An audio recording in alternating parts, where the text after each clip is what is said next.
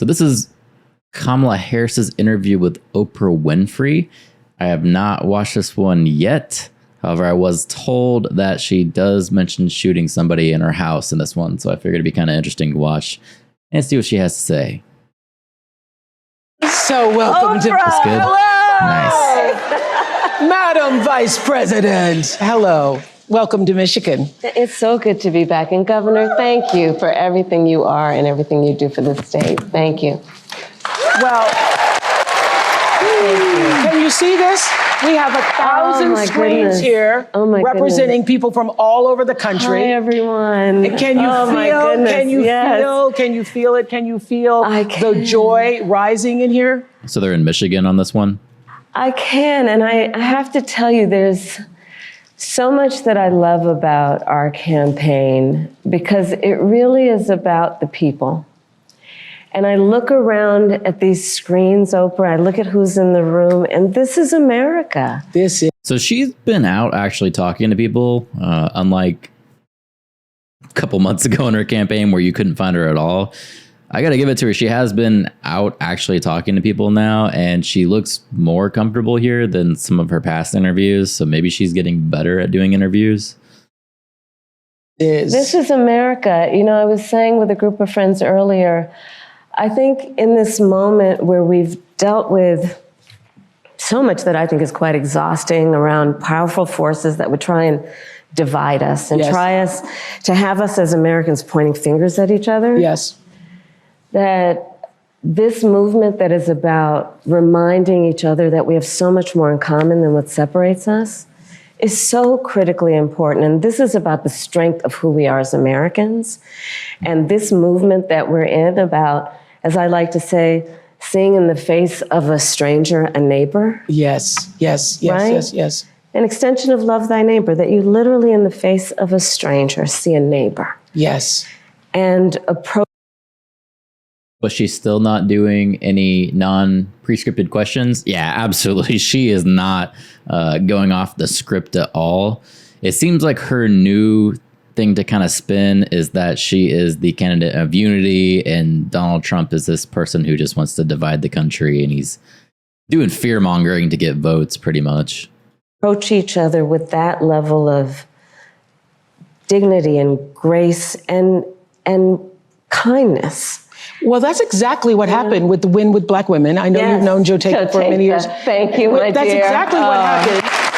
He started it. They had to be called.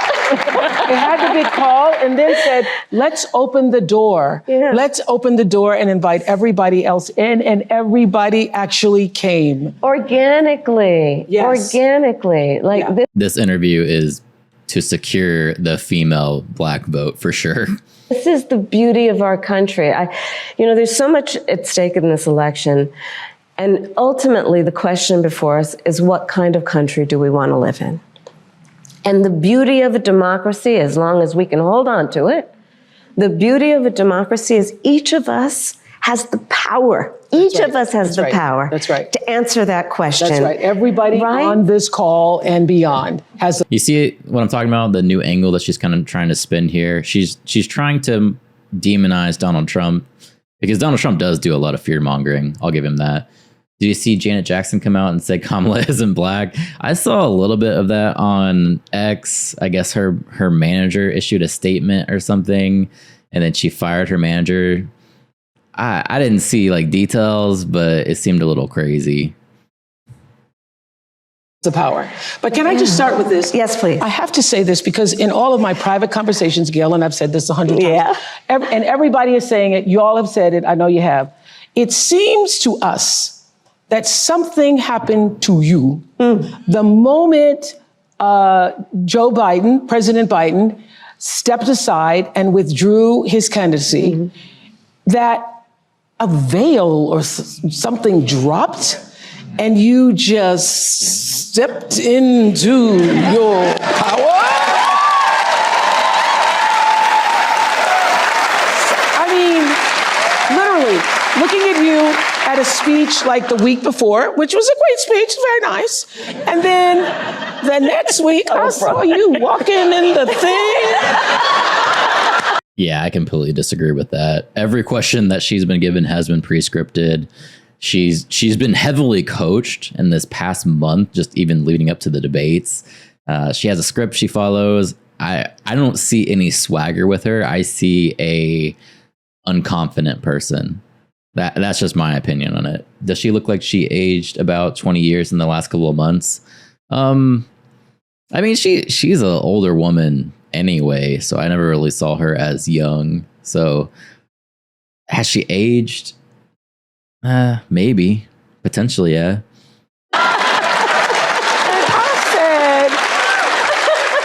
What happened to you? You know, we each have those. So I'd like to think that Oprah, you know, she's obviously been interviewing people a very long time. She's maybe throwing out those compliments to kind of like warm her up, you know, make Kamala be more open. I'd like to think that that is Oprah just being a professional and her not actually thinking that she has any kind of swagger, because all we've seen is nervous interviews from her. I would like to think that she's the professional and she knows the tactics to get the person she's interviewing to open up. Moments in our lives where it's time to step up. Time to step up. Time to step up, you know? Well, the moment you heard... What's going on, Kurdistan? I mean, I really have been saying to people, it felt like a veil dropped and you sort of stepped through that veil. Did you feel like that? I felt a sense of responsibility, to be honest with you. And with that comes a sense of purpose. But I mean, we're all here and you all are taking time out of your busy lives, everyone here, everyone on the screen, because there really is so much at stake. You know, I have spent the majority of my career being concerned about the well-being of other people. Yeah. Here she goes. She's flipping back into the script. I come from a small town, blah, blah, blah, blah, blah, blah, blah. I'm the prosecutor. Same shit. It's not a real interview. I can already tell that this is going to be pretty scripted. In my career as a prosecutor, I never looked at a victim or a witness and asked them, are you a Republican or a Democrat? The only thing I ever asked them is, are you okay? Are you okay? I know when I heard that. You know? Touch me. And traveling this country and knowing what is at stake in terms of fundamental freedoms, what's at stake in terms of fighting against hate and those efforts to divide us. And I do know that I'm in a position to do something about it. So I felt a great responsibility. And the incredible power of the people, right? Who, you know, I'm not the only leader in this. We're all leaders in this. This is so much bigger than me. It's about who we are as Americans. And it's about making clear what we stand for. And what we stand for is about the ideals upon which we were founded, including the importance of freedom and the importance. I wonder if Kamala brings up having the rich pay their share while talking to one of the richest women in the world. Yeah, like if I was a betting man, she's probably going to go into that. The whole corporations and taxing people, all of this stuff. I said for the longest time that if she wanted to get one up on Trump, all she needed to do was really double down on the abortion thing and not attack him as she was doing, like the Trump abortion ban, blah, blah, blah, blah, blah. Get into what actually Trump did to repeal Roe versus Wade and how that's actually affecting people. Do it in a way that has integrity. Do it in a way that people can't counter any kind of argument. However, she kind of doubled down on just saying, oh, it's the Trump abortion ban, blah, blah, blah, blah, blah. I think people are really looking for integrity, something to just look to the facts. I think people are already out watching an interview like this. They're looking for the media to be dishonest. People are looking for that gotcha moment. And if she would have just came out and been like, this is what happened. Abortion is now at the state level. This is because of voting that was done under Trump's presidency. These are the things that could happen, instead of just saying straight up lies like Trump wants to do a federal ban, like things like that. Like quit lying, hold your integrity, and you'll have more votes. People will actually get behind her. But when she starts saying, oh, Trump wants to do a federal abortion ban, it's like, okay, you're just another politician lying. She's already won over candidates that appeal to like emotion, which is what she's doing right now. She's going to get into a whole lot of emotions. What she needs to do now is pivot to more mathematical kind of thinking people like myself, where she really gets into the nitty gritty of emotions. People who are voting based off of emotion they've already voting for her. Let's be real. She's the candidate of emotion. That's how she tries to get her votes.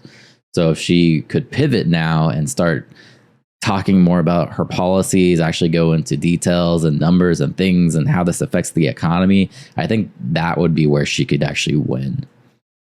Of independence and the importance of dignity and purpose, but it is also about what we stand for in terms of our values. I think of it this way. I think a lot boils down to values. I just said values are on the line here. Yes. It does. I mean, think about it, Oprah. The idea that some would suggest, and that my opponent and it suggests, which is that the measure of the strength of a leader is based on who you beat down. Come on. The real measure of the strength of a leader is based on who you lift up. And it's important for us, absolutely, to articulate that. She's talking about Trump when he comes out at his rallies and criticizes Kamala and Biden actually as well, for not firing anyone. He talks about how he fired all these people during his administration. If they weren't doing a good job, he got rid of you. So that's kind of her counter argument to that. The benefit Kamala has in the mainstream media doesn't fact check or raise any issues when she spouts untruth, which has been debunked. Right. She does have the media on her side. I'll definitely give that to her. So even if she came out and she started actually talking economics, nobody's going to fact check her. So she has the benefit of coming out here and looking intelligent without being intelligent. Now, that's not a hit. I'm not saying she's not intelligent, but you know what I'm saying? Like, she could come out here and start spouting numbers and nobody's going to fact check her, and she would look so intelligent. All these people are going to get behind her. The people who are just emotional thinkers are going to double down, because they're like, oh, not only does she care about me, but she's also super smart, so I better vote for her. Ever since the debate, we feel for our fellow citizens in Springfield. Do you not think about the fellow citizens in Springfield, Ohio, the Haitian families, the non-Haitian families, everybody having to deal with this lie that has endangered the lives of Haitian people and anybody who looks Haitian? Everybody in America feels for that. And everybody in America, left, right, middle, has concerns about immigration. Yeah. And I'm told that Justin, where are you in the audience? Justin. Hello. In our audience. Hello, Madam Vice President. Hi, you live in Michigan. Yes, ma'am. Don't you? So they're doing questions. I didn't know that, but I'm sure these are screened questions.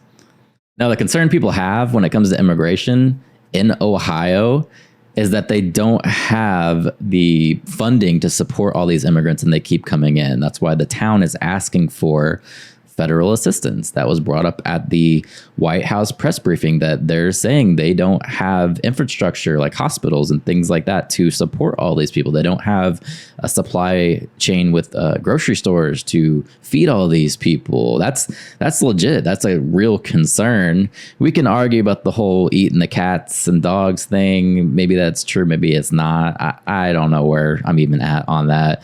There's some videos out there of people claiming that that's true, and police responding. I don't know. That we don't even need to really think about that. We just need to focus on, hey, we have a little town. Now all these immigrants are flooding into this town, and they can't afford these immigrants. So what do we do for that? That's the real issue. What are we going to put in place to solve this issue?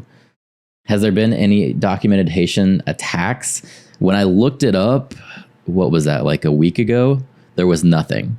I couldn't find anything where Haitians were attacking the population in Ohio. There was nothing. There's no kind of violence going on. From what I could see from the research that I did, they just can't support them. So they're asking for federal funds to expand their town. You love saying hello, Madam Vice President. I do. What's your question? It's an immigration question. My question for you is, when you become president, what would be your specific steps? Yeah, of course. What would be your specific steps to strengthening the border? So it's a wonderful and important question. You know my background was as a prosecutor, and I was also I come from a small town family. the elected attorney general for 2 terms of a border state. So this is not a theoretical issue for me. This is something I've actually worked on. Okay. I have prosecuted transnational criminal organizations for the trafficking of guns, drugs, and human beings. I take very seriously the importance of having a secure border and ensuring the safety of the American people. Sadly, where we are now can be traced most recently back to the fact that when the United States Congress, members of the Congress, including some of the most conservative Republicans, came up with a border security bill. And here's what that border security bill would have done. It would have put 1,500 more border agents at the border. Let me tell you, those border agents are working around the clock. It would have just been about giving them some support and relief, which is probably why the border agents actually endorsed the bill. So when she's talking about this border bill, we actually looked that up. It did have a lot of funding for the border, had a lot of funding for immigration, but it also had a lot of different things in it, like funding for Ukraine that maybe people don't agree with. There was a lot of it for them to just call it a border bill and to say that Republicans blocked it because they wanted Trump to be the guy that comes in and saves everybody from immigration. That's not true. That's not true at all. They're just not being honest. There was a bill that they had that did include funding for the border, but it also included a lot of other things. If they want to have a actual border bill, just do a bill for the border. Just do a bill for the wall. Make it simple, make it easy. That way you can actually be truthful. And see, this is kind of the stuff that I'm talking about. I get it. They're politicians. They're all going to lie. But for her, she could have came out and she could have been the candidate of truth. If she really wanted to be like this people that's triumphing emotions and helping America, and she believes in the American dream and all that happy bullshit. If she really wanted to be that candidate, she wouldn't come out here and lie to people when they can go look up that bill right now that was blocked and see all of the other frivolous spending that was going on that Republicans obviously weren't going to agree to. Right? It would have allowed us to stem the flow of fentanyl. And I'm looking at people from all over the country here. So I don't need to tell the folks who are watching this what fentanyl has done to families, to kids in our country, and the need to take seriously stemming the flow coming into our country and addressing that extraordinary and tragic issue. Drugs are bad, and somehow that's Donald Trump's fault. In terms of its effect. The bill would have allowed us to have more resources to prosecute transnational criminal organizations. And it would have been part of the solution. And Donald Trump called up those folks and said, don't put that bill on the floor for a vote. He blocked the bill, and you know why? Why? Because he didn't want to buy Zelensky another Bugatti. It's really that simple. Because he'd prefer to run on a problem instead of fixing a problem. And he has put his personal political security before border security.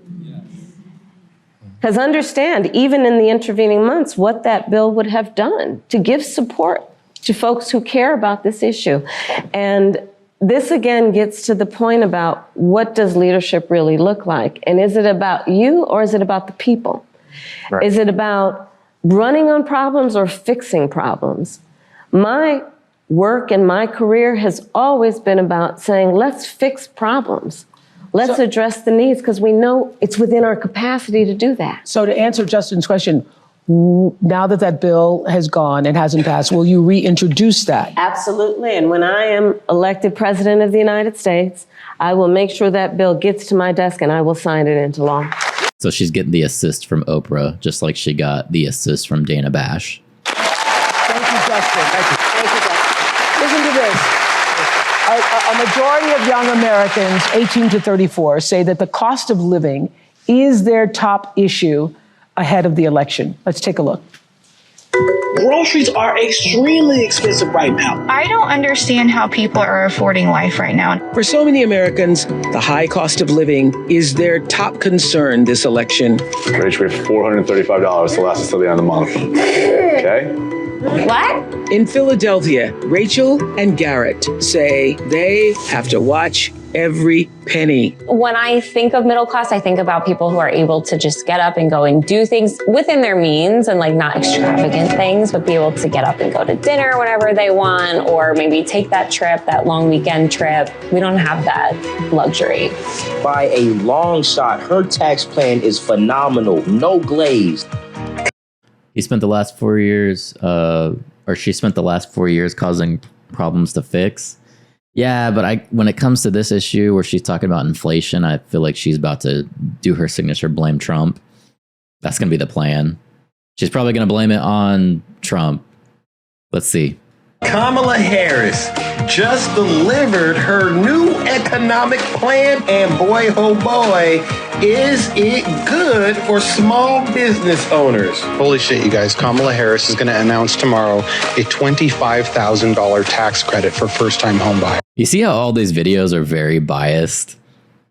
You could tell like this interview was really set up. It's not authentic journalism, man. I miss that. I miss like actual interviews.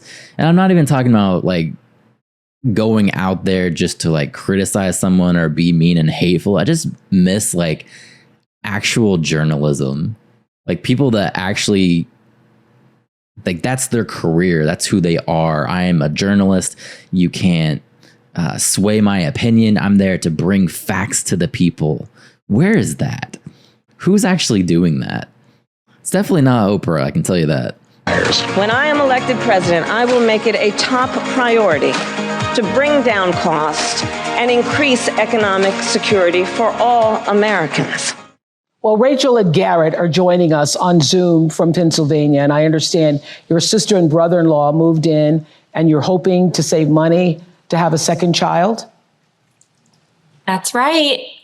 Hi, Oprah. Hi, Madam Vice President. It's nice to be with you all. Yes. Hi. And so what did you want to say to the Vice President?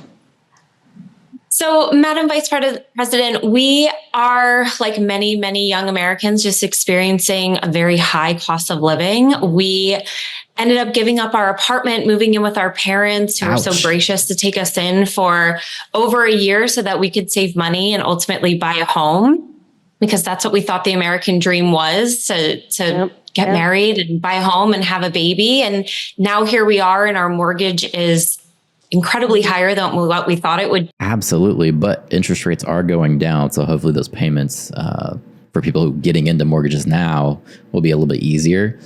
Trump left office with the highest unemployment, blah, blah, blah, blah. But we saved everyone from the pandemic, which definitely didn't cause the economic downturn. Yeah, that is definitely what she's going to be saying. Word for word, man. I would bet money on it.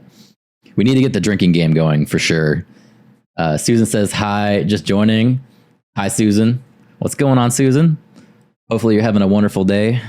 And my sister and our brother-in-law are living with us right now so that they can hopefully one day do the same. And while it's beneficial for us because they help us pay off some of our mortgage, it's also beneficial for them because they can save on cheaper rent. But we really would love to know what your plan is to help lower the cost of living. Yeah. First of all, thank you both for being here. And yours is well, I come from a middle-class family. A story I hear around the country as I travel. And in terms of both rightly having the right to have aspirations and dreams and ambitions for your family and working hard and finding that the American dream is, for this generation and so many recently, far more elusive than it's been. And we need to deal with that. And there are a number of ways. One is bringing down the cost of everyday necessities, including groceries. So that's why I'm taking on, for example, Lucky she and her hubby never had to live in their car like some. Yeah, I noticed for a while she was trying to basically appeal to people, try to pretend like she was poor. Like, oh, I worked at McDonald's and my mom and my dad, we struggled so much. And she's trying to like relate to the middle class. She was never middle class. Let's just be honest. And it seems like she kind of dropped that act because nobody was really buying it at all. I will put a law in place to cap food costs. Yeah, she's maybe talk about her price controls there. Although ever since she got such a big backlash about the price controls, like CNN and everybody were going in on her, like people that you would think would be on her side, she hasn't talked about the price controls in a long time. So I don't know if she's dropping that now, or maybe she doesn't want to mention it because she knows it's very controversial. It's not going to be a good look for her. But yeah, she hasn't mentioned that in a long time. Example, price gouging. Which is when, most companies and corporations are good, but for those bad ones, they take advantage of people, especially during a pandemic or extreme weather, and they end up jacking up prices, and there needs to be accountability and consequence for that. So I'm going to be taking on price gouging. But it's also about dealing with what we need to do around home ownership, right? So as someone mentioned during this film, look, I grew up a child of a mother who worked very hard. She raised me and my sister. Bullshit. And she saved up. And by the time I was a teenager, she was able to buy a home. And we grew up actually for a long time in an apartment on top of a childcare center that was owned by the woman. You ever see like a white kid that wants to have street cred, but he's from a middle class family? Like he maybe is a rapper or something, like back in the day. That's kind of what she reminds me of it sometimes. It used to be worse. This wasn't as bad.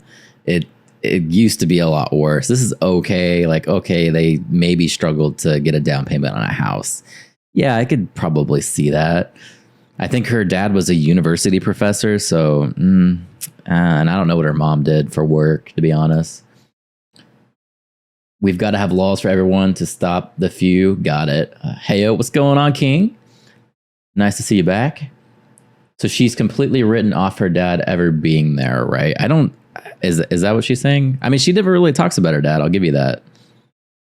Will there be another debate or is it over? Right now, Trump is refusing to do another debate because they only want to do another CNN debate, which, as we saw last time, wasn't really that fair, even though Trump can waltz into those places and do okay with his audience.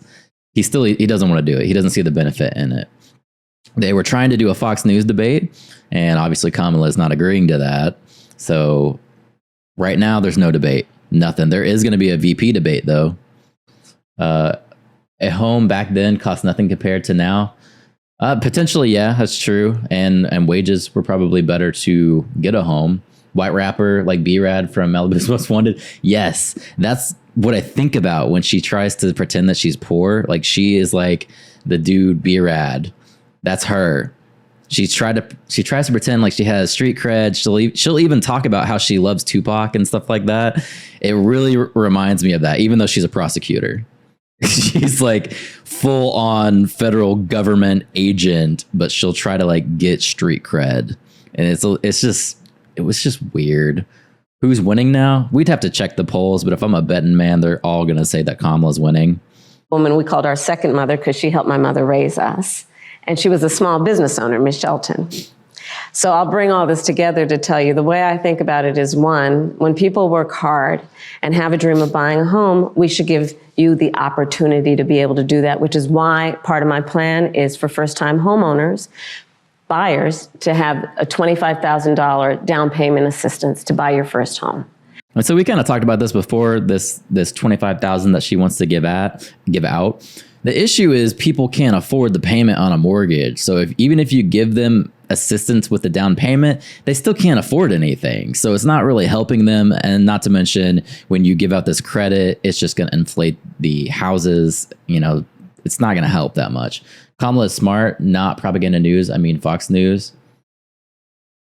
Let's see. Because people just need to be able to get their foot in the door, and then you'll do the hard work. part of my plan is what we need to do to support small businesses, because my second mother was a small business owner, and I love our small businesses and our small business owners. They are not only business leaders, they are community leaders. They mentor, they hire locally, and we have so many entrepreneurs in our— You know, Chad's right. She never talks about her dad. I've never heard her talk about her dad. Our country who have great ideas, incredible work ethic, but not necessarily access to capital, because not everybody, like my opponent, was handed $400 million on a silver plate that he filed bankruptcy 6 times on. And so part of my plan is to give startup small businesses a $50,000 tax deduction to start up their small business. Right now it's $5,000. Nobody can start a small business with $5,000. So that's part of my plan. That's a teeny tiny business. That's a business in teeny tiny business. It's a concept of a business, right? Yes. You know where I'm going. That's right. And it's still on paper with the 5,000. That's a shot at Donald Trump. According to Kamala's mother's wiki page, Kamala and her sister traveled to India and Jamaica several times to visit family. Sounds middle class to me. It absolutely sounds middle class. She had no struggles. Let's just be real. No struggles at all. And that's okay. Like, good for them that they had money. I'm not hating on them for having money. But again, it kind of goes back to her trying to be like the typical white rapper that lives in the suburbs. That's just what it reminds me of. Where's the money coming from? Taxpayers, absolutely. Concept, shots fired. Yeah, definitely. That was definitely a hit at Trump. Right. It just hasn't happened, right?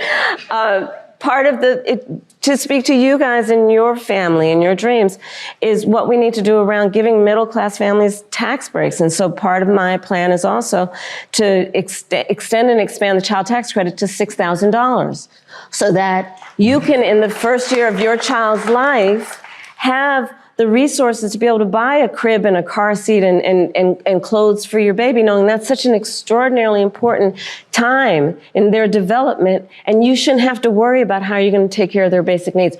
All of this and more is part of what I plan to build, and I call it an opportunity economy. And it's basically about creating opportunities, knowing so many people have the ambition, have the aspiration. So all these OF creators are getting tax breaks on top of making thousands a month. I mean, they could. I don't know if you're joking or not, but that is technically a business. Starting a YouTube channel, that is a business that you can get your tax breaks for. So yeah, I guess that's what's going on. Aspirations are working hard, but just need opportunity to reach their goals and their dreams. I saw you smiling with that $25,000 credit for the home. I saw that smile on your face and the $6,000. Thank you all so much. I want to just introduce to Shelby, who's also in our virtual audience. Here we go. Thank you guys. Another question. Shelby from Virginia, who's also struggling with the cost of living. Tell us your story, Shelby. Why?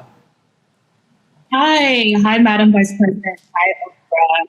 I'm 24 years old. I'm a graduate student living with my parents, and I want to move out next year and potentially buy a home. And I'm concerned about the affordability of one with the extra costs and bills that I'm paying now, along with the bills and costs I will pay in the future too. And so everything just has a cost and everything is so expensive. And so I'm worried about my capacity and how I'm able to fully support myself once I do live independently. You sound like one of my daughter girls from South Africa graduated. She was like, I hate adulting. I hate adulting. This adulting isn't going so well. Yes. She's right. I'm trying to buy a house myself right now. Home prices are insane. Interest rates for a while were higher than what they were, although they should be coming back down pretty soon if they haven't already. You could probably get into a 5% mortgage. She is good. Know this if she wins, ain't nothing changing. Yeah, either way, I don't think if Trump wins or Kamala wins, there's going to be much change, to be honest. I think looking at things like Jerome Powell coming out and when he starts talking about cutting interest rates. That's something that's actually going to affect people's lives. Paying attention to what he has to say is more important. Well, so first of all, congratulations on all the success you've already achieved. And it is your story and the story of our friends before you is really, that's the American story, right? You are working hard, you have goals, you have ambitions. And so part of it is, again, the $25,000 down payment assistance. Part of it is what we need to do to also push back against a very different vision for our country. Because look, in this election, there are two very different visions for our country.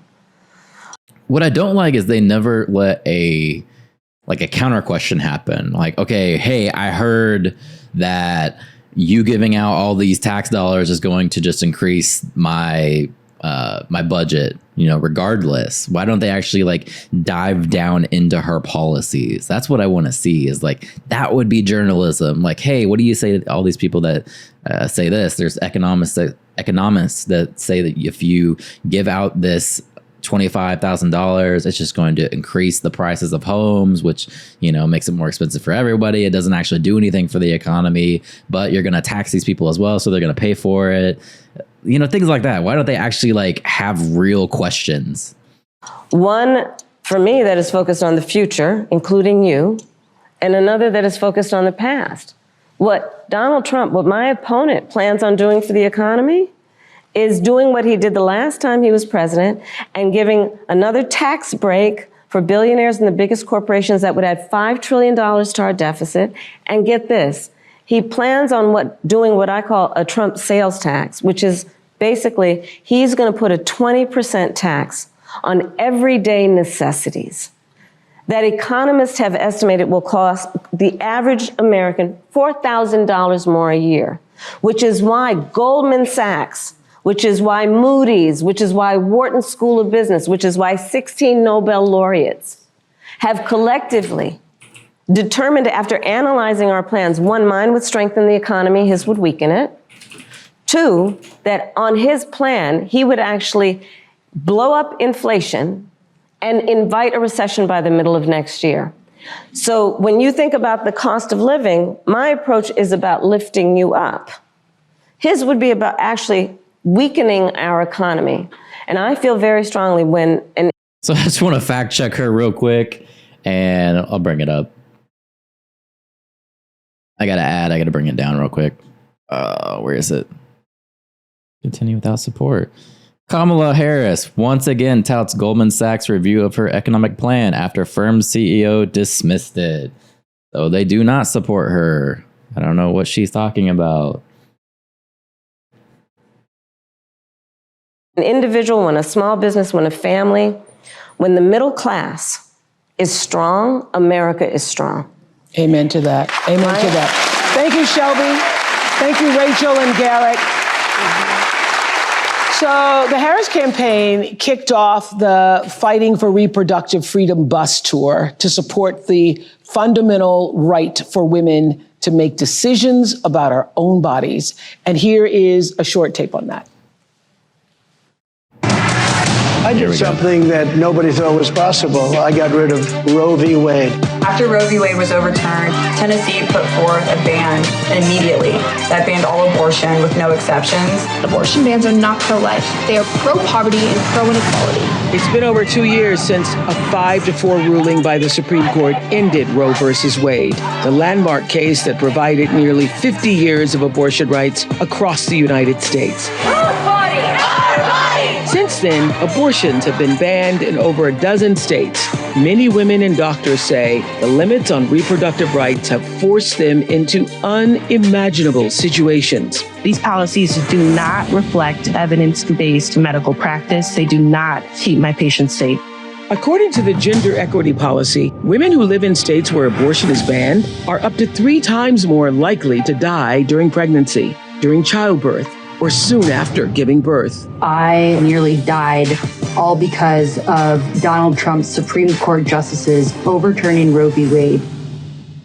So for the millions of you who watched the Democratic National Convention, you will remember Hadley Duvall telling her incredibly powerful story. And in case you didn't see it, here's just a brief look. Growing up, I was an all-American girl. Varsity soccer captain, cheerleading captain, homecoming queen, and survivor. I saw this at the DNC. A woman's body is not a political target. Her body is between her and her physician. Yeah, and I completely agree. And that's what I was saying kind of at the beginning of this video, is that if she would have ran with this abortion issue and been truthful in the way she did it, I think this would have been a slam dunk. It's still a slam dunk for her, to be honest, because you're pretty much winning over all women because nobody wants any of these laws put into place that's going to potentially not let them get health care. But you know what I've noticed though, and this is not to say that I'm for any of these bans, but even though they do have these laws in place in these states where you can't get an abortion, you can still get the abortion pill from Amazon. Like you can still order it online and still get an abortion. Obviously, then maybe if something goes wrong, you'd have to like go to a physician, and then maybe the physician wouldn't want to treat you or something. You still have to go cross borders. But yeah, they still sell those pills on Amazon, which I don't know. I thought it was interesting. I was raped by my stepfather after years of sexual abuse. At age 12, I took my first pregnancy test, and it was positive. Hadley is here. Stand up, Hadley.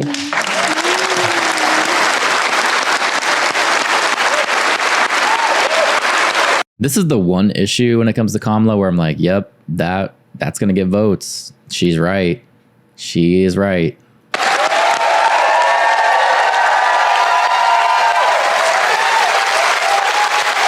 I can argue that I don't like the way she's presenting her ideas, but I still back her in that I don't think abortion should be illegal at all. If you don't want an abortion, don't get one. It's that simple to me.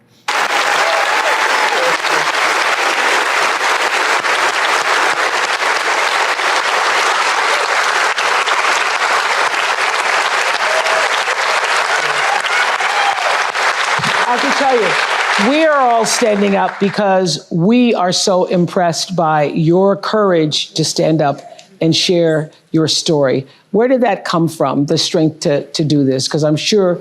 Is her stepfather in prison at least? I don't know. Hopefully he is locked up and the inmates are giving him prison justice. You thought long and hard before deciding to go public with your story. When Roe v. Wade was overturned, thanks everybody, I woke up with a harsh reality of my abuse was over, but my story is not. And I just could not fathom thinking about the other Hadleys out there that don't have that choice, that don't have somebody to go to. So being able to find courage and be the light for them, that's really what I do it for. And so what do you want to say to other people who are voting in this election regarding what happened to you and what that means?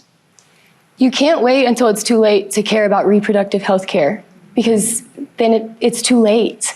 And when it affects you, it hits, and you can't deny it. You can't look at someone with a story like mine and say it didn't happen.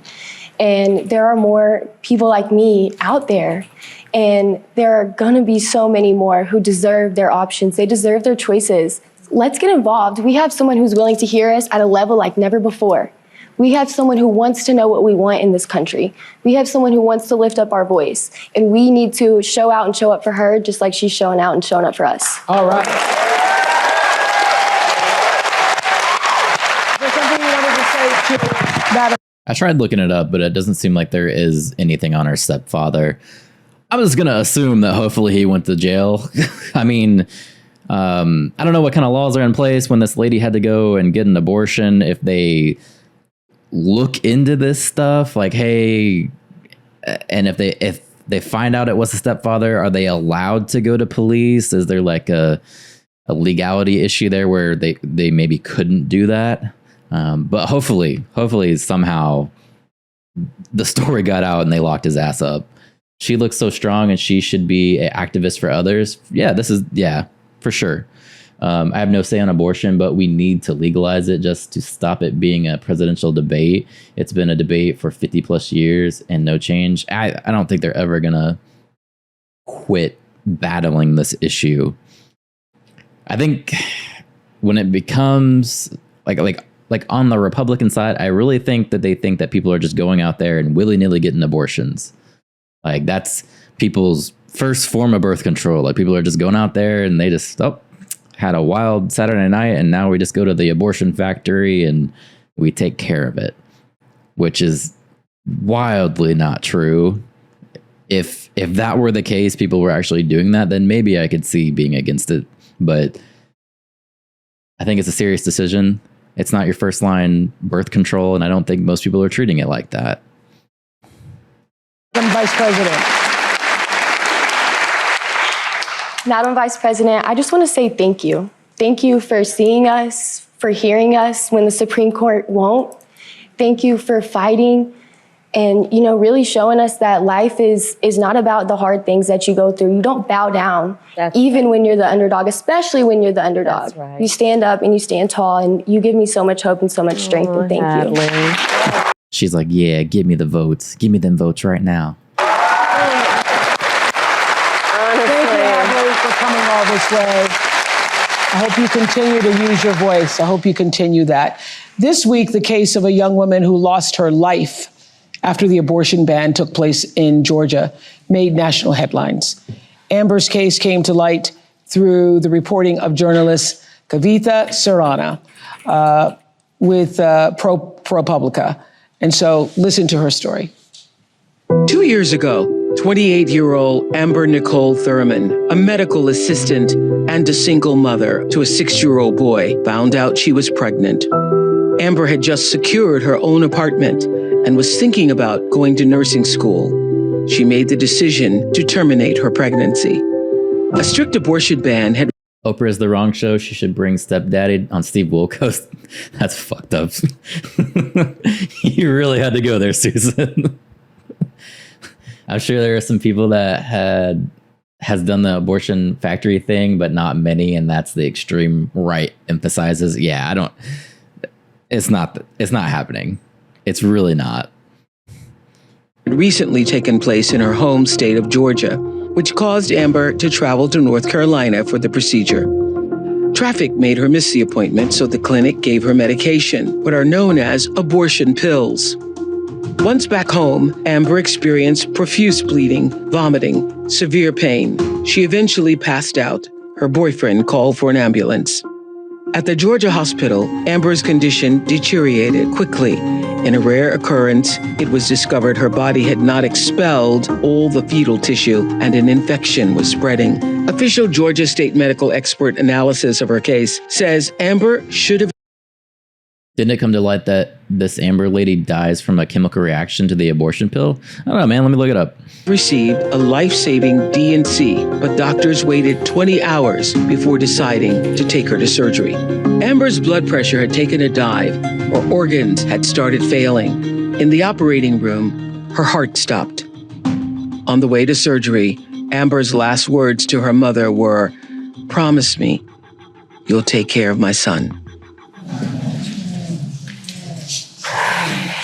Amber's mother, Shanette, and older sisters, CJ and Andrika, are here, and they wanted to be here tonight to speak out for the first time. Ms. Shanette, what do you want us to know about Amber's story? Initially. So what I'm seeing is this. It's saying abortion bans have delayed emergency medical care. In Georgia, experts say this mother's death was preventable. It says at least 2 women in Georgia died after they couldn't access legal abortions and timely medical care in their state. So what are they saying? I don't know a lot about abortions. I'll be honest with you. So is there a different way that you get an abortion when you go to a medical facility compared to these Amazon pills that I'm finding? Is there something else going on? Are they trying to say that the pills create the issue and that's why she died? Maybe there was a chemical reaction or something with that. And if she could have went to a doctor, there could have been a better way to go about it. I don't know. I've never had an abortion. I've never even known anyone really that I can think of that had an abortion. I mean, that's probably not true. I probably have, but I don't know shit about abortions. Let's just put it that way. All right, she'd taken abortion pills and encountered a rare complication. She had not expelled all of the fetal tissue from her body. She showed up at a Piedmont Henry Hospital in need of a routine procedure to clear it from her uterus, called a dilation and curettage, or DNC. So yeah, that's pretty much what they're saying. They're saying these abortion pills, they need follow-up care. It's not something that you can just take a pill and you're good to go. They need to be watched over by a physician, and these physicians are not wanting to actually look at these people.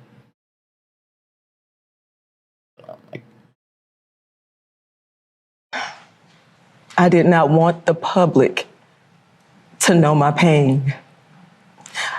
I wanted to go through in silence, but I realized that it was selfish. I want y'all to know Amber was not a statistic.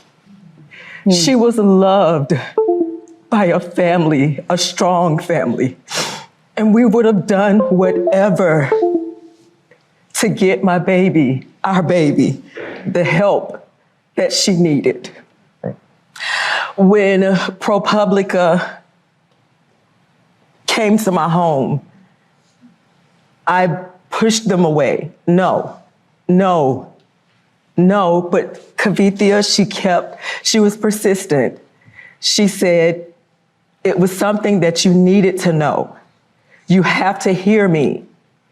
Women around the world, people around the world need to know that this was preventable. 2 years later, after speaking with my daughters, because I lost strength, I lost hope, you're looking at a mother that is broken. Mm-hmm. The worst pain ever that a mother, that a parent could ever feel. Her father and myself and the family, you're looking at it. Well, we appreciate so deeply you being here. And we're all watching you hear that tape and those words. We know how re-traumatizing that is and the strength it takes for you to be here to tell your story. And we deeply appreciate it. And I have to ask you, as her sisters, how are you coping? And what does knowing that this could have been prevented, how does that sit with you? How do you cope with that on a daily basis? I mean, it's heartbreaking. You know, that was my baby sister. I loved my baby sister, you know. How long does she have the tissue in her from she took the pill? A few days doesn't do that to you unless she is allergic to the pill. I have no idea. You know, honestly, this is the first time I've seen the interview with the mom. Got me. I'm beyond hurt, disappointed. I feel guilty. I wish I could have helped her, you know, because she was suffering. Mm-hmm. And we had no idea. We trusted them to take care of her, you know. Mm-hmm. My sister works in a clinic in the UK. So what's your opinion on this? Like, what do you think happened? Because to me, it just sounds like she took the pill and it wasn't really with the care of a doctor because they weren't allowed to give her care because of the abortion ban. And it kind of led to this, to the point of her needing to go to the hospital, and then she died. So what are you saying? What should have happened here? I mean, obviously she should have been able to just go to a doctor initially, but with the state she's in, she can't do that. So what happened? There's a good article on this lady in the Washington Post, but I'm not sure if it's a reliable news source or not. I'll pull it up and see what they got. And they just let her die because of some stupid abortion ban. They treated her like she was just another number. Mm-hmm. They didn't care for her as if, you know, she was their daughter or their, you know, granddaughter. Yeah. You know, and she's not here. She'll never come back. Yeah. Andrika, what do you want to say? I want to say that it's very disheartening that my sister was allowed to suffer for 20 hours. She suffered. It was nothing that we could do to help her. We trusted the healthcare professionals to do their job and save her, but they failed her. Well, I think there's a paywall. The most powerful thing that you've said here, Ms. Jeanette, is that your daughter is not a statistic. She had a life. She was loved by her sisters, loved by her family, loved by those who knew her, and she's not just a statistic. And we are happy to speak her name tonight in this room, talking about what this country needs in terms of reproductive rights. I don't believe it has anything to do with the ban. Was she prescribed this pill or did she buy it online? Well, aren't they saying that because it was banned in the state that she would have had to buy it online? And freedom. What do you want to say, Madam Vice President? I'm just so sorry. And the courage that you all have shown is extraordinary, because also you just learned about how it is that she died. And they just recently learned, yes. How? Yeah. And Amber's mom shared with me that the word over and over again in her mind is preventable. Yeah. Preventable. That word keeps coming to her. Mm-hmm. And this story is a story that is sadly not. All right, Chad with the counter argument. So let's see what this actually has to say. I'm ready. Okay. All right. So what was the title? The title is "Did Pro-Choice Lies Kill Amber Thurman?" So let's see. A woman in Georgia got a legal abortion and it killed her. If this isn't how you understand the tragic death of Amber Thurman, that's because you've been misled by the Democratic Party, desperate to politicize her death, and by macabre media that believe defending abortion is more important than getting a story straight. Okay. Vice President Kamala Harris, along with most of her party, is blaming Thurman's death on Georgia's law banning the abortion of babies who have a heartbeat. This lie, originated by liberal outlet ProPublica, is not only slander, it is also dangerous. It endangers the lives of other women who turn to abortion pills to end their pregnancies. Thurman, a single mother of a young boy, learned in the summer of 2022 that she was pregnant with twins. Concluding these children would disrupt her newfound stability, ProPublica explained, Thurman decided to abort them. That statement right there makes it seem like this is a little biased. When logistical problems derailed her plan of a surgical abortion, Thurman settled on a chemical abortion. An abortion clinic in North Carolina gave her a mifepristone pill and sent her home with a second pill, misoprostol. These pills not only cause fetal demise, which is their purpose, they also killed Thurman.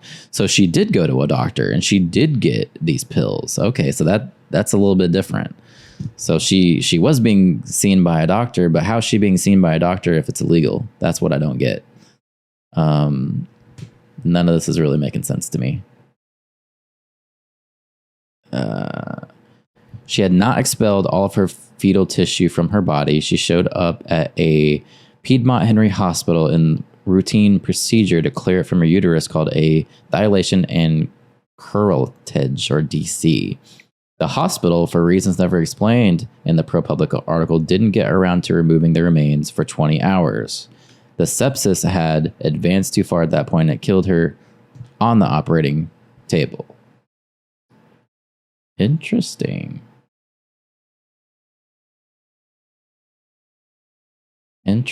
Okay, but all right. So the doctor did give her the pill, is what this source is claiming. And then she did go to the hospital, but they didn't treat her within 20 hours. So they're basically blaming the doctors. All right. Okay, well. The only story. of what has been happening since these bans have taken place. And my camera fucked up. So just to step back in terms of how we got here, the former president chose 3 members of the United States Supreme Court with the intention that they would overdo the protections of Roe v. Wade. And they did as he intended, and in state after state, including yours, these abortion bans have been passed that criminalize healthcare providers. In a couple of states, prison for life, Oprah. Prison for life in a couple of states for a doctor or a nurse who provides healthcare. And so it seems very apparent. Even when the mother's life is in danger. But see, here's the problem with that. So is she on death's door before you actually decide to give her help? That's the problem. Is that what we're saying? Yeah. That you've got to prove you're on death's door. Like literally a doctor or a nurse has to say, she might. Okay, so you're looking at this one. This one here.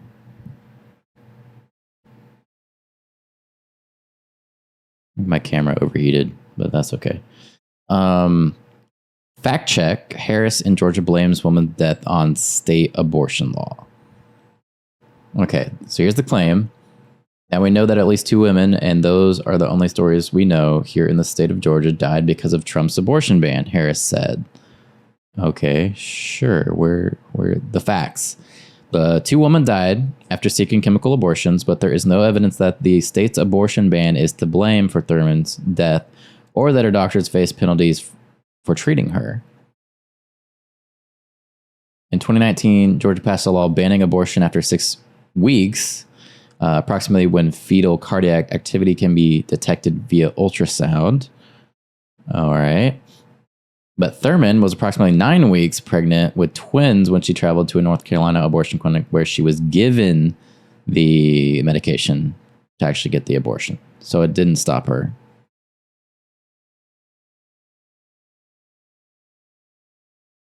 Okay, so basically what I'm getting out of this is the whole story is a lie, but under the law, it would still be true. You know, if the doctor did deny her treatment, it would have been true. And if she had got the pills online.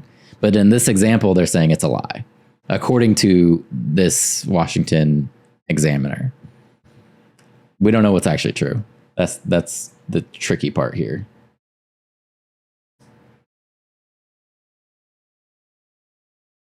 Again, not sure about how biased Washington Examiner is. Yeah, we don't know. Kamala is talking facts about the Supreme Court judges. All MAGA politicians are over 40. Child-rearing days are over, most of them. Yeah, I'm with you. I think, I don't know if we're going to take the story as true from this article, but even if the story is not true, it could happen. That's where we're at. So it doesn't really change things for me. Like ultimately, yeah, it's convoluted now and they throw in all this BS and all that, but either way, potentially it could happen. And maybe it did happen. And it looks like it did happen because they're crying. So who knows? Die any minute, better give her now care. Because otherwise I might go to prison for life in some cases. Think about what we're doing in terms of saying that certain people who are in these state houses, and then starting with the former president of the United States, think they're in a better position than a doctor or a nurse to determine when their patient needs medical care. This literally, and Amber's story highlights the fact that among everything that is wrong with these bans and what has happened in terms of the overturning of Roe v. Wade, it's a healthcare crisis. It's a healthcare crisis that affects the patient and the I know they would never ask that question, but part of me just wants them to be like, hey, did she get these pills from a doctor? Was she seen by a doctor? Was she under medical treatment anyway, even though it is illegal? I know they would never ask that because it's not, you know, their kid just died, but I want to know the truth. Profession. And going back to Hadley's story, and Hadley, you've been so remarkable in telling your story and being so strong in the way you do it. And both of these stories really, I mean, the courage. Y'all, I love that. That's a big takeaway because we're all feeling really good right now. But what really matters is what are we going to do? Absolutely. What are we going to do? Thank you so much, Star. I see somebody else on the screen, Julia Roberts. Hi, Julia. So Kamala, yeah, my opinion, she wins the abortion issue. That's going to get her all the votes, especially from women, of course. And, Trump definitely is losing on that side of the house. Moving on to a different question, though. Let's see what else they have that are pre-scripted questions. Hi. I heard you were so excited you wanted to be here tonight. Why? Well, first of all, Oprah, thank you for hosting this, because I guess if I started a voting club, it would be... Sepsis is the first thing the hospital should have looked for. Steroids and antibiotics are the cure. Had it after I had a cyst in my ear for years, saves your life. Yeah, and that's what the article was saying, is that they failed to treat her within 20 hours, and that's why she died. So that's where people are kind of like, was it the doctor's fault, or was it actually because of these Trump abortion bans? Who knows? Unless we're actually going to ask the doctors there, do an interview with them, who knows what's actually happening?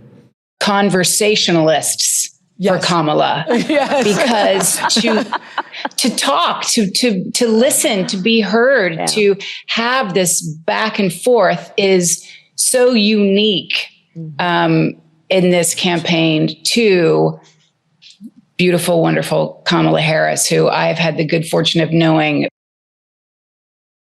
and I am a mother of 2 kids. This is their first chance to vote in an election. And I couldn't be more excited for them to have the legacy to say that their first vote they ever cast for president was for you. I have just chills saying that out loud. Are you all going to the polls together? Are you organizing a party? Are the Motors having a poll party? What's happening? I wish we were all going together. In fact, they're in college. So we will be separated on the great day, but in spirit united always. I was treated after 48 hours of finding the cyst. How did they miss that? Okay, tinfoil hat. Maybe she didn't tell them that she was getting an abortion because she was scared that maybe something was going to happen to her, because she's hearing all this crazy stuff in the media about abortion bans and she's not supposed to do it, even though she might have been given the drugs. Or maybe she was given the drugs by a doctor, or maybe she ordered them online, and that made her even more scared because she knew she wasn't supposed to have them. So she didn't actually tell the doctors, and they couldn't figure out how she needed to be treated. What we believe in and what we, I feel like it's interesting. We talk so much about being Americans united for something, but this has become such a global representation of our country and what we stand for. And I don't know who this lady is. Is she supposed to be important? I'm not into actresses and knowing who all those people are. Is she somebody that's a big deal? Get to travel internationally a lot. Mm-hmm. And I want people to say, oh, you're American? And not, oh, how's it going over there? Yes. So I want to get back to that space. Exactly. Thank you, Julia. Exactly. Thank you. And hey, there's Tracy Ellis Ross coming up there. Tracy, now listen, if anybody should have a voting party, I think it should be at your house, because you have great parties, girl. Julia Roberts is a qualified lawyer. She played one in a movie once. Okay. I don't know who she is. I don't know. Pretty Woman. I've heard that movie before. I don't know if I've ever actually watched it.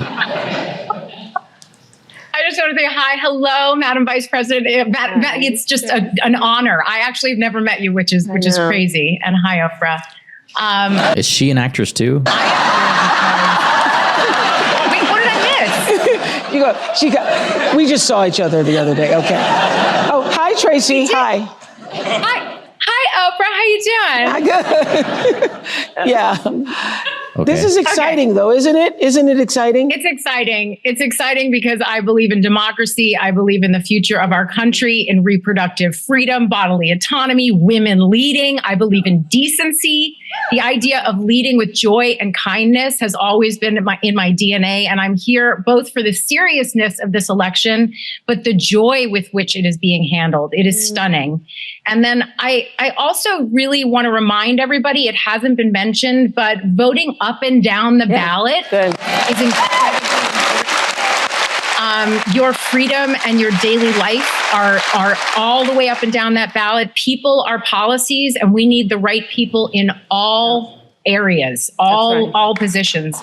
And then I would like to say to you two women, thank you for what you represent, because as a 52-year-old childless woman, I want to say to the people who think that a woman's worth is measured in her baby count. I mean, shout out to all the amazing mothers, but That's Diana Ross's daughter, actress. I don't know who that is either.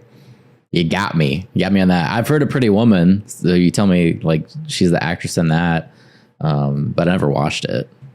childless women have been mothering the world and elevating culture as aunts, godmothers, teachers, mentors, sisters, and friends, and the list goes on. And you do not need to push out a baby to help push humanity forward.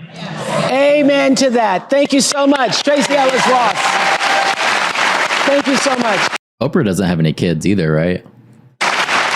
So another important issue this election is, of course, our safety. And just 2 weeks ago, our country experienced yet another horrific school shooting. Watch this. Oh, here we go. It's 10:30 a.m. at Robb Elementary in Uvalde.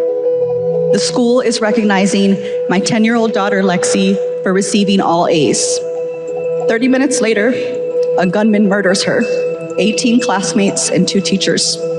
In the last 25 years, there have been 417 school shootings in the United States, and more than 383,000 students have experienced gun violence while at school. More children and adolescents are killed by guns each year than any. This is where I start thinking about homeschooling my kids. The party of the poor sure seems to have a lot of rich people talking.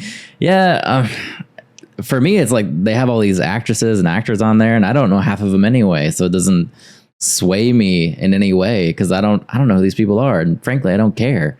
Anything else nationwide. Just 2 weeks ago, Appalachia High School in Winder, Georgia, became the latest area to face every parent's worst nightmare. Tonight, breaking news as we come on the air, the deadly high school shooting, 2 students and 2 teachers killed. Oprah's raped by a family member from when she was 10 to 12. Her insides are messed up. Damn, I did not know that. That's insane. I've never heard her talk about that. That's crazy. Jesus. Police and parents racing to the scene outside Atlanta. Oh my goodness. There is a shooting at my granddaughter's school. We had to drag our teacher's body into the classroom. We heard him take his last breath. We live in a country where 383,000 children have been exposed to gun violence. Now just sit with that number for a second. It's a number until it's your child. Her uncle. This is not normal, y'all. Yep. This is not normal, and this is not right. Other people in other countries do not have this issue. We, Americans, we have to do better. We have to do better. We cannot continue to just settle for our thoughts and prayers. Lives are being destroyed. 15-year-old Natalie Griffith and her parents, Doug and Marilda, are here. And Natalie, we are so sorry to know that you too have been added to that number because you were in algebra class when you were shot twice by a 14-year-old fellow student. We're so glad that you lived to tell your story. And so how are you tonight? Well, before that thing, the video, I was very happy. I still am very happy to be here and to tell my story and what happened, because it was a terrible thing, and it should not have. What's it called? Where were you shot? Where were you I was physically shot? Right here on my shoulder, and then around here, right wrist. I was saying that 383,000 students in our country, the United States of America, have been exposed to violence. That same scene that you experienced in your school. Had you all been having, drills or preparation for what should happen? Should there be a shooting? I've had this poor kid. She's traumatized, and they got her on Oprah trying to take questions. She can barely talk. Intruder drills and fire drills and stuff. In my old schools, we've had a fire drill at Appalachia, but it was the first 2 months of the school year. We hadn't had an intruder drill yet, so we weren't even completely sure where to go in the classroom. We all just, I remember being huddled. So I was watching your mother, even just when that tape was coming on. It's still very much PTSD, very much traumatic. You're still reliving it. And how has it been for you? How were you notified that there was a shooting at the school? I was notified by a friend. She called me. I was at Jesus. What school was she at? I'm not sure. Actually, I can look it up. work. And she called me and she said, "Do you know about the shooting?" With the school that she goes to, the Appalachia. I said, "No, I don't." And then she said there was a shooting at the Appalachia High School. My heart just dropped. My heart just got so heavy and I could not stop. I had to leave. I told my coworkers, I gotta go, I have to leave. And then my first thing I did is drop my knee on the floor and just start praying. I prayed for about 30 minutes from my work all the way to the school. I didn't get to the school. Oh my. This was Appalachia School. It was their high school. Over the past 2 days, 3 teenagers ranging from 11 to 13 locked up for terroristic threats. Dome states are not playing school shooting app. What? 3 teenagers ranging from 11 to 13 locked up for terroristic threats. Huh. Car. I had to leave my car at a gas station about maybe 2.5, 3 miles. And I walked on foot and I ran because my heart was so heavy. I couldn't get to touch with my daughter. And I hear you have a message for people in power regarding guns now. I do. I want to finish that story because no parent should go through this. I want to just finish what, the experience. You do not know what feels until it's you. Yes. All those numbers that you show on the TV, a lot of people, they're here, mothers. What are we doing about this? What are we doing? Let's make sure that everybody listens. Let's make sure that everybody hears it. The whole world needs to hear that we women that have our children, we have a job. That job is to protect our children. That job is to protect our nation. That job is to protect our country. We cannot leave. We cannot let that go on. We have to stop it. Where I was asking earlier, where are those people? All the shooting, where are they? They needed to make a noise. I'm ready to make a noise about this, and I'm ready to stop it because no one knows what feels when you can't find your child, when you call her, just not answering. And when I went through it, it's just me that knows it. And I'm so sorry for those that lost their child that actually died. I can actually hug my child. My child is here, and I gave all this praise to the Lord. Our Father in heaven saved my child. But the other 2 mothers, they lost their kids, and the other teachers that died. Those people are suffering like I'm suffering. I'm very sorry for them. I'm very sorry that they lost loved ones. And you have a message for the people in power.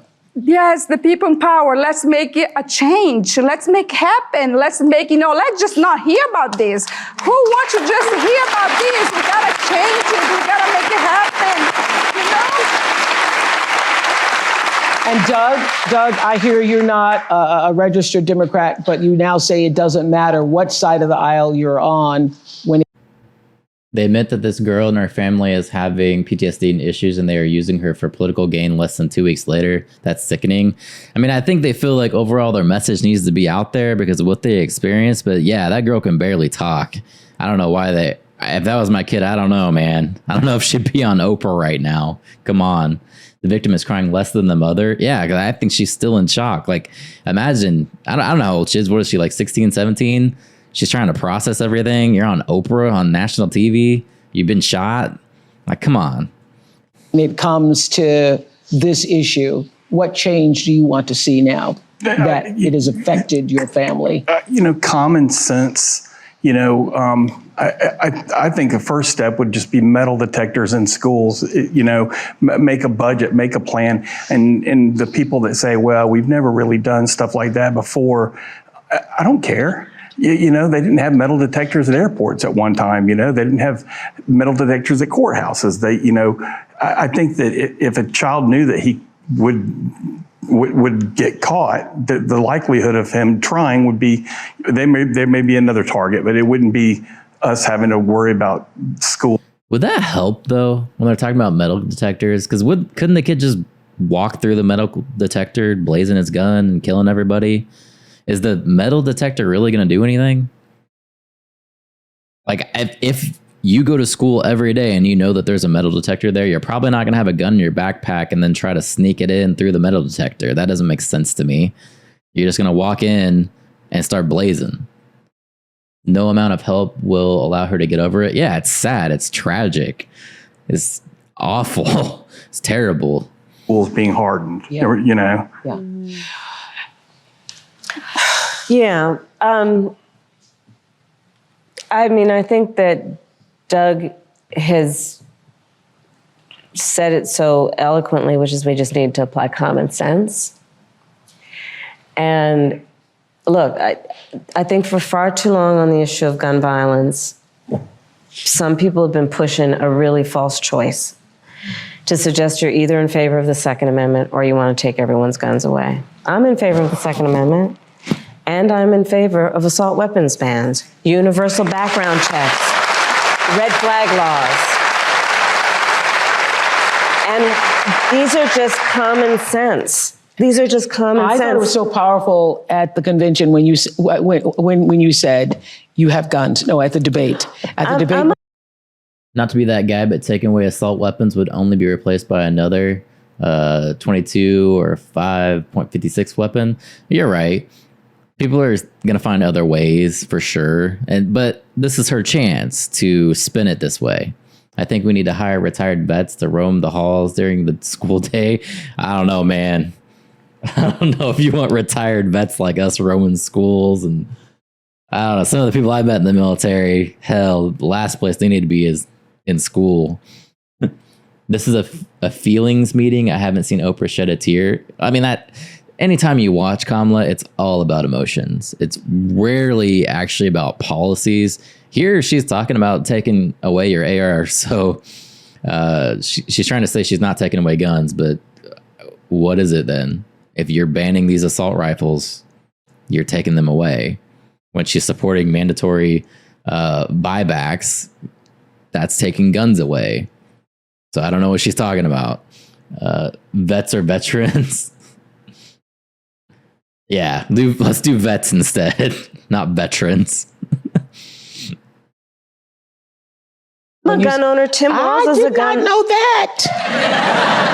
If somebody breaks in my house, they're getting shot. Yes, I hear that. That kid just explained all of her trauma from getting shot, and here Harris is talking about shooting people. Read the room, lady. Come on. I hear that. Probably should not have said that. But my staff will deal with that later. Yeah. But you have been a gun owner for a while. Yes, I have. Yes. This isn't really an interview either. No, this is scripted. Even the videos you could tell swing to an agenda. It's all a game. That's all it is. But here's my point, Oprah, is that I'm not trying to take everyone's guns away. I believe in the Second Amendment. But we have to agree that, look, I did last fall a college tour with college-age young people. So I also did trade school. What's going on, Paul? You just missed the part where Harris said that she was going to shoot somebody after just talking to a child who was shot in a school shooting. So there's how I catch you up. And packed audience every time in their auditorium. And I would ask, please raise your hand if at any point between kindergarten and 12th grade, you had to endure an active shooter drill. Almost every hand went up. It was bone chilling. Yeah, this is the way our kids are living. Yeah. And think about it. I grew up, we had fire drills only. Well, I grew up in California. We also had earthquake drills. But the fact that our children are sitting in a classroom where they should be fulfilling their God-given potential and exploring the wonders of the world, and some part of their brain realizes somebody could bust through that classroom door with a arse kissing interview. Yeah, that's what I was saying before, where I really miss journalism. And when I say that, I'm not saying that they have to come out and be hateful and try to do the gotchas and all that stuff. I'm just saying, like, actual interviews, actual questions, what the opposite side is saying. Can you explain, like, your counter argument to that? Being respectful while still asking good questions, not fluff questions. A lot of her questions are like, do you think cancer's bad? Yeah, cancer's bad, right? Yeah, we can all agree cancer's bad. Oh, my mom died of cancer. No way, because my aunt also died of cancer. Oh, okay, great. Now vote for me. That's what it feels like every time I watch Kamala. Every time. It's like, can there be a real journalist that actually asks her something? And can she agree to do an interview where a real journalist asks her questions? Probably not. Don't forget nuke drills during the Cold War. Those desks were used for anything. Oh, yeah. I remember that. Yeah, hide under your desk. That's going to save you. I'm chilling. Going to be a nice day here. That sounds great, man. I'm glad you're having a great day. The weapon with an assault weapon. And let's all agree that the trauma, so many children, even those who have not directly experienced the tragedy. Just being in the environment. Being in the environment. I cannot tell you the number of young people who, our kids had active shooter drills. They're concerned that there might be somebody who would kill them while they are at school. So I grew up in the Midwest, and we had tornado drills where they would take us all out of the classroom and line us up in the hallway, and we would do the tuck and cover with your head towards the wall, and they would line all these kids up like that was going to do anything against a tornado. If anything, that made us worse off. I'd like to see her go on some podcasts. Yeah, that would be great. Like a nice neutral podcast where the guy, he's not trying to press her, but he's asking like legitimate questions. That would be great. She's talking to the middle class. This is not the sign of a civil society, and it doesn't have to be this way. It does not have to be this way. But we need to have the courage to act. Look, my opponent, when he was told and knew about a shooting of a young girl, you know what he said? Get over it. Get over it. No, we're not getting over it. No, and to the point, everyone should have a sense. He didn't actually say get over it. I'm going to pull that up because that's some bullshit. Of collective responsibility for the children of our community. Yes. And understand their right to live and be safe. I have personally prosecuted homicide cases. I know, I've seen autopsies. I've seen what these weapons do to the human body. And we've got to agree that, in particular, when we're talking about something like an assault weapon, it's literally designed to be a tool of war. So that's not actually what he said. What he said, they took completely out of context, even though it didn't sound great. If you're a politician, you should probably word things a little bit better. But what he said was, school shootings are a fact of life. And that's when they tried to spin it to say, get over it. That's not actually what happened there. It's completely spun out of control, although he probably should have picked some better words. It has no place on the streets of a civil society. It's designed. My camo hat has finally been shipped. Hell yeah, you're about to get it. When I went to school in the 90s on the suburbs of Salt Lake City, we had student trucks in the parking lot with rifles in the back window. Yeah, that would not happen today. Only the gang members got shot then, apparently. Yeah, that's bloody hell. There was no way that would happen now. You'd be going straight to jail. To kill a lot of human beings quickly. And there are things we can do. I mean, thankfully, over the last 3 years, we've done some, but it is common sense. It just seems like common sense we would see this. I think that the majority of Americans agree with you that we do not want assault weapons in the hands of children and other people who have no business with those types of weapons. I mean, yeah, we can definitely agree to that, but we blame the parents. Why did the kid have access to an assault rifle?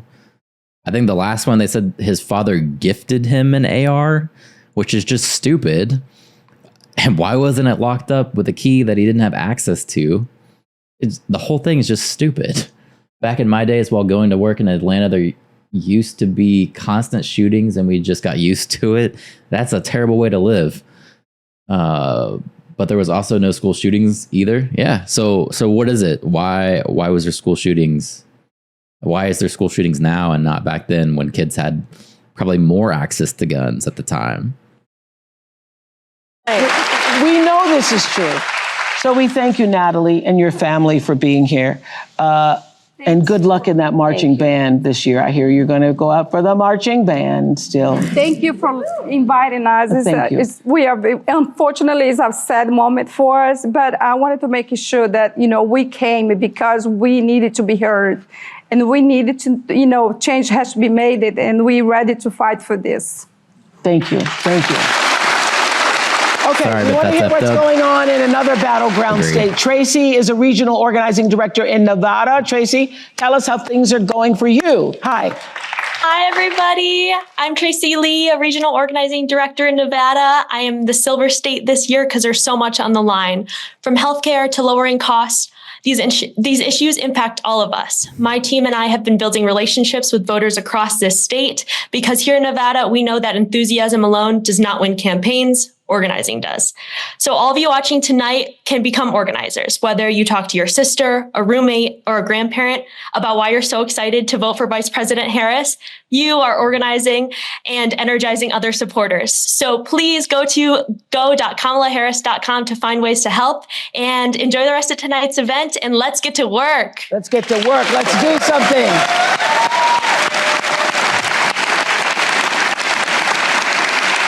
Meryl Streep, hello. You and I. Hi, Meryl Streep. You and I. It was Trump that said, get over it, not Vance. Show me the clip of that video. I want to see it. And a clip not out of context either. We'll pull it up. We'll watch it together.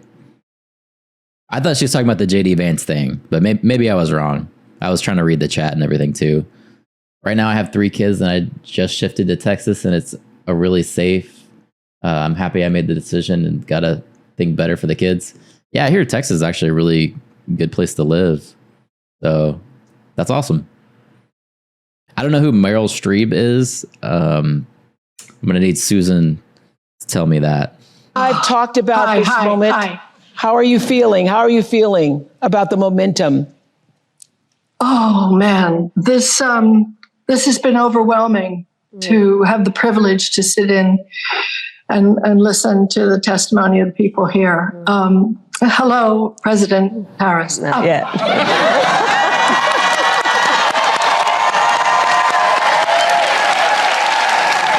No, she didn't. 27 days. 27 days, yes.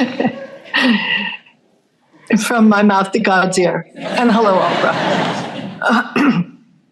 I think the word of the day has been preventable. Preventable. All of this, the surround of hatred and venom and toxicity and encouraging some segment of Americans to hate other segment of Americans. That was a planned error. You nailed that one. Of course it was. Just crazy. And nobody wants it. We're done. That's right. We're done with it.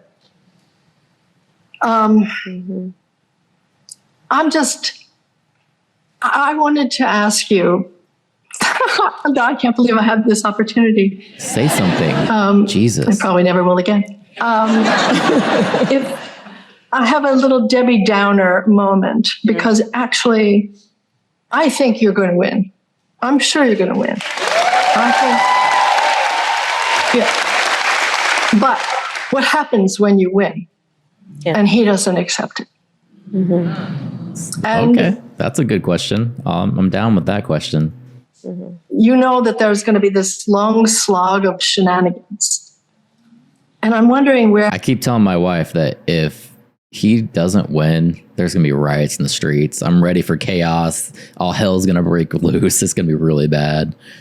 I recently shifted to Alabama, and God, sweet home Alabama. The stereotypes are crazy, but my job is placed here, so I got to stay here. I've been through Alabama. It depends on what part of Alabama you're in, too. There's some that are more built up than others. So I guess it just depends on where you're at. How we get to that moment, how we preserve certification on January 6th. Because if it doesn't happen, it'll be maybe thrown back to the legislatures of the states. And I've been working with state government citizens campaign, which is sgcamerica.com. So they're great. They're doing The last thing I'm worried about is there being any legal issues of him not accepting the election. I'm worried about Trump tweeting some stuff, and the next thing you know, all hell breaks loose. Brother, I'm in Florida. This is a lot of MAGA country around me. They're going to be burning shit down. unglamorous down ballot work of promoting those candidates. Yeah, because Florida. really, I'm worried about it, and I wonder if we're ready for January 7th, 8th, 9th, and what happens? What happens? So Here we we go. will be ready, but just taking a step back, and thank you, Marilyn, for just the gift that you give, your talent, your creativity. Thank you for being here. One of the things that I have realized in the course of our campaign is that more Americans than we may realize who voted for Trump before have decided January 6th was just a bridge too far. When we reflect and think about what January 6th was, where the President of the United States, Thanks for the sub. sitting in the Oval Office, incited a mob, a violent mob, to attack the United States Capitol, such that 140 law enforcement officers were injured, some were killed. To try and upend a free and fair election where the American people voted, that was a bridge too far for a lot of people. And we have sadly now seen how far he could go. Everyone on the right, do not burn things down. You'll still have to pay taxes on it, and you won't have it. How do I get a link to show up? Does it not show up? Maybe put like spaces in there. Like add some spaces, and then I can copy it from there and just take the spaces out. And I think there is absolutely no tolerance whatsoever for the vast majority of Americans for that. And they've seen the lies. They understand, for example, almost every court case, I think every court case where he's challenged an election, he lost. I said on the debate stage, look, because he's having a very difficult time, obviously, processing the fact that 81 million people fired him, right? But, so there is that it really was a bridge too far for so many people that they are not willing to repeat. But the other piece of it is the lawyers are working. It's very important that we all speak to our friends and our neighbors about misinformation and help them now see how it occurs, where it is occurring. It is important that we stand up for the integrity of poll workers and people who are working on election day. And that we also, and this is... Does the number of injured DC police officers keep growing? And she's talking about January 6th, right? I don't think anyone died besides that one lady, the Air Force veteran. Does Kamala have a twitch like Trump? Doubt it. Highly doubt it. Critically important that we ask people to be alert about mis and disinformation, and we ask them, do not be afraid to vote. Because I think there is also something quite insidious about these attacks on the electorate in these various forms that are intended to convince people that their vote won't matter. And in that way, there's a little bit of reverse psychology going on here, and let's just make sure nobody falls for it. Your vote does matter, and we cannot let anyone ever take our power from us. We can never let anybody silence us. And when we get those votes out, starting soon, early voting is already going to start this week, I think, through November 5th, and let's make sure everyone votes, and we are going to have a good election day. We're going to fight for the integrity of the people's voice and for our democracy. And, you know, I'll just mention earlier, a couple of folks talked about what this means in terms of the world. You know, Oprah is vice president. I've met over 150 world leaders, presidents, prime ministers, chancellors, and kings. And the thing about representing the United States of America is when we walk in those rooms around the world, we have historically and traditionally been able to walk in those rooms, chin up, shoulders back, with the self-appointed and earned authority to talk about the importance of democracies. People around the world are watching right now. Because you see, the thing about walking into a room and being a role model is people watch what you do. Is she going to forget if she gets asked about political calls for violence like Karine did? Nobody will be able to get that close to her to ask a question like that. Ducey's not going to ask her any questions ever. Her team is never going to let anybody ask her any of those hard questions. Even the debates, they wanted to have a Fox News debate and she wouldn't accept it unless it was CNN for both debates. That's how controlled the messaging is here. It Won't Work was from January. That's a year after a shooting. Man, YouTube's filtering everything. I don't know why they're filtering on the links. What can you give me the title of it? Like put the title in and then maybe I can, you said it's on YouTube, right? I can Google it. To see if it lines up with what you say. And in that way, the consequences of this election are directly going to impact the American people and people around the world. That's what we're fighting for, and those are the stakes. And that's why we're going to win, because we know what we're fighting for, because we know what we stand for. Thank you, Meryl. So, thank you, Meryl. What is on your heart to say to the American people as we have 47 days until November 5th? What's on your heart? To say to particularly those people who are still undecided or maybe indifferent or on the fence still? We love our country. I love our country. I know we all do. That's why everybody's here right now. We love our country. Cancer's bad. We take pride in the privilege of being American. And this is a moment where we can and must come together as Americans, understanding we have so much more in common than what separates us. Let's come together with the character that we are so... She seems exhausted just trying to appeal to emotions so hard. Like she doesn't have it in her anymore. Still no rich pay their fair share question yet? Not yet. We still got time. It could come up. Proud of about who we are, which is She we got are like 4 an minutes. optimistic people. We are an optimistic people. Americans, by character, are people who have dreams and ambitions and aspirations. We believe in what is possible. We believe in what can be. And what has been to who can be what it is. We believe in fighting for that. That's how we came into being.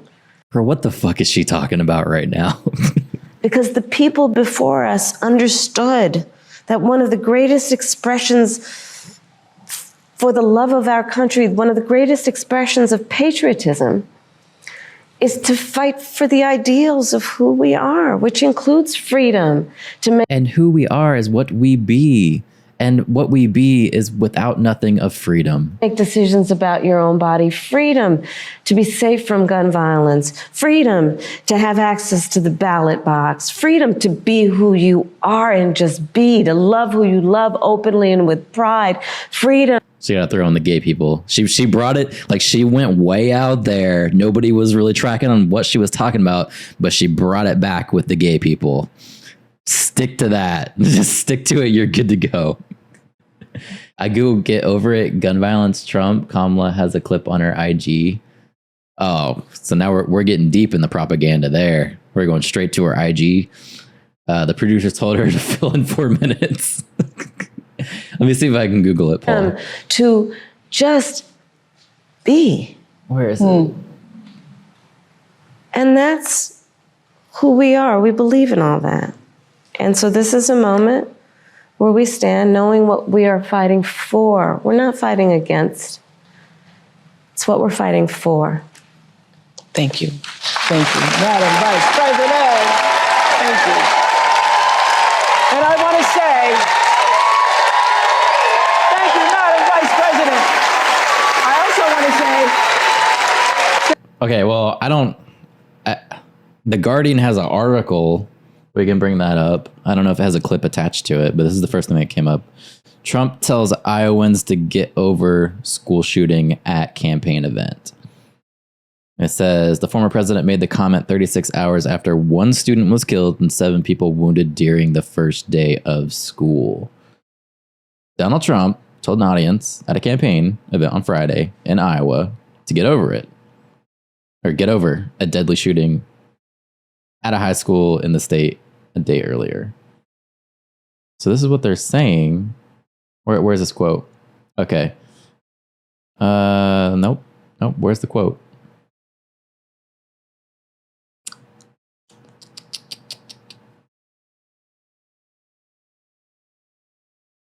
Where's the quote? Did they not put the quote? Oh, here it is. Okay. Trump said at the event, it's just horrible. So surprising to see it here, but we have to get over it. We have to move forward. Interesting.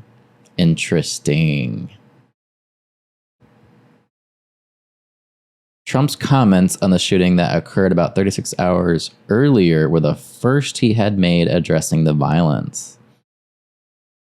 Interesting. And that's just a bunch of people commenting on it.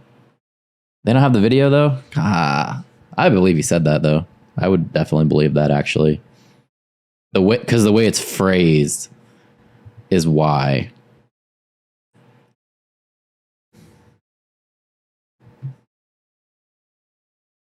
Thank you, Joe Taker. Thank you, Joe Taker. Who started the gatherings on Zoom and all of the grassroots. Now, each of you listening tonight, you become your own grassroots organization to go forward and do something, coming together for the largest Zoom call we've all ever had. Thank you so much. And I just want to say, for all of you watching who are still... She sounded like she was on pills. Oh, man.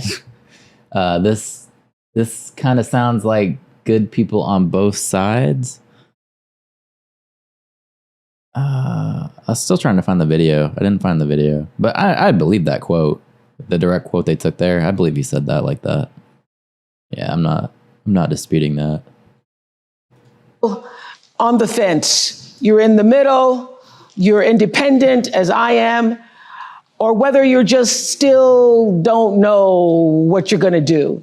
This is the moment for all decent people, all caring people who want the best for yourself and you want the best for other people. This is the moment for people who are tired of all of the bickering and all of the name calling, people who are exhausted by the craziness and the made up stories and the conspiracies. This is the moment. You want to get on with your life because you know that we can do better and that we deserve better. You know this. I know you know this. I know you feel this. I know this is what you're saying amongst yourselves. It's in all the conversations that we're having, that you're having. And we're better than this. We're better. We're better. And we want to create a world where our children will be safe in school again. And as my friend and mentor Maya Angelou always said, when you know better, before going further, I think I found it. Thank you. So let's do better. All right, that's Oprah, blah, blah, blah. She can shut her pile. But I think I found it. Let's go over here. Let's see if this is the one. Maximize. Yeah, it looks okay. All right, let's try it. I want to send our support and our deepest sympathies to the victims and families touched by the terrible school shooting yesterday in Perry, Iowa. To the entire community, we love you, we pray for you, and we ask God to heal and comfort really the whole state and the pain that you have. This is something that's very unique to your state. We're really with you as much as anybody can be. It's a very terrible thing that happened, and it's just horrible to see that happening. That's just horrible. So surprising to see it here. But we have to get over it. We have to move forward. We have to move forward. But to the relatives and to all of the people that are so devastated right now, to a point they can't breathe, they can't live. Hold on. Move forward. But to the relatives, to see that happening, that's just horrible. So surprising to see it here. But we have to get over it. We have to move forward. We have to move forward. But to the relatives and to all of the people that are so devastated right now, to a point they can't breathe, they can't live. We are with you all the way. We're with you, and we love you and cherish you. We have some big things going in there. I just saw the Supreme Court just before I came. I guess that's the quote, though. Woo! Thoughts on that? What do you think about that one?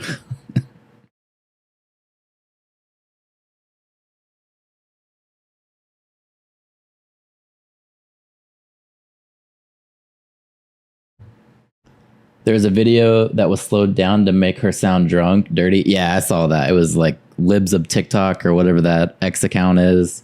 They posted that video, and then somebody came back and fact checked them that it was actually slowed down. I saw that too.